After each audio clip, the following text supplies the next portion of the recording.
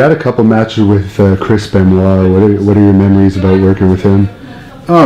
Chris, when I first went over to Japan, he was over there and he was in a dojo with Undertaker, and he was a good, respectful kid. We had some matches, and even later on, when he was in Japan, he was a junior. So when I wrestled him, I treated him as a junior. And but he ended up being a good hand, a good wrestler, and hell, I enjoyed working with him. I know a couple times he got upset. He thought maybe I did a little more than I should have, but if you don't like what I'm doing, stop me or do something or change it. I never took advantage, to the point where I made. But you know what? Sometimes just if I didn't feel it was right, I wasn't going to do it.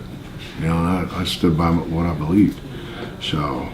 Were you surprised about what happened with him? Yeah, all those years, a guy, and you and I talking, shoot, women get you pissed off. I could see, doing something with your wife, you get pissed off and get mad at her.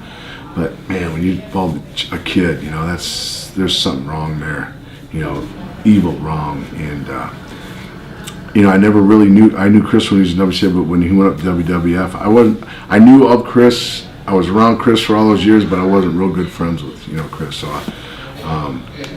when you hear those things, guys, and they did autopsy on him and said his brain was, he had concussion issues, and they were the worst they've ever seen with football players and wrestlers. His brain deal was one of the worst. So, I don't know. And then you enhance it with these, pills and other things going on. You never know what these guys are thinking.